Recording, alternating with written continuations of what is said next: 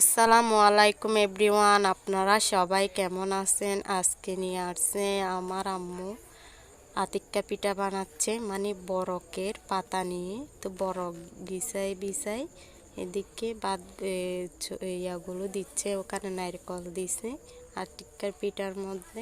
তা আমাদের বাসায় তো আতিক্কা পিঠা বলে, আপনাদের বাসায় কি কি বলে কমেন্টে বলিয়েন।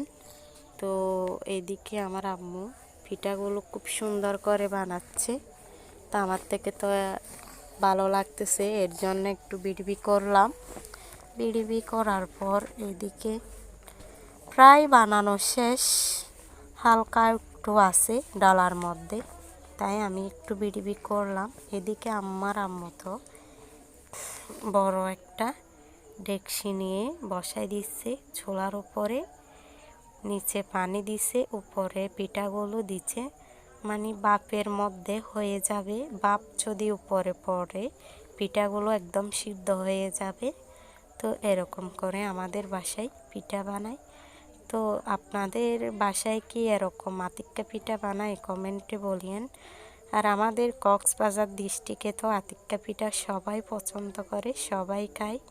তো আমরাও খাই, ভালো লাগে নারকেল দিয়ে।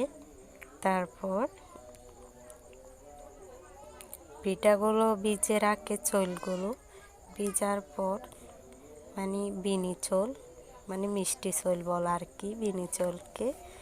তো মিষ্টি চৌলের পিঠা খেতে খুব ভালো লাগে।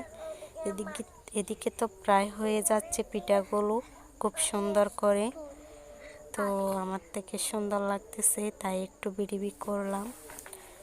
তো আপনারা কে কে এরকম পিঠা বাসায় বানাই বিড়িবি করে করে বলিয়েন। আমার থেকে তো খুব সুন্দর লাগতেছে। এদিকে প্রায় পিঠাগুলো হয়ে গেছে খুব সুন্দর করে। একটা ডালার মধ্যে নিচে আম্মু এক পয়েন্ট পিঠা, এখানে আরেকটা পয়েন্ট বসাই দিছি।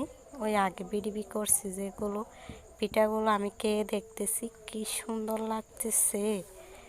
এখন আমার থেকে জিলে পানি চলে আসতেছে, আবারও খাইতে ইচ্ছা করতেছে। এটা অনেক আগের ভিডিও, ছাড়া হয় নাই, এখন ছাড়ছি। পিঠাগুলো খুব সুন্দর লাগতেছে, তাই একটু আমি বিড়িবি করলাম। হাতে ধরে ধরে দেখতেছি পিঠাগুলো খুব সুন্দর লাগতেছে। তো কে কে এরকম আতিক্কা পিঠা খেতে পছন্দ করেন কমেন্টে বলিয়েন।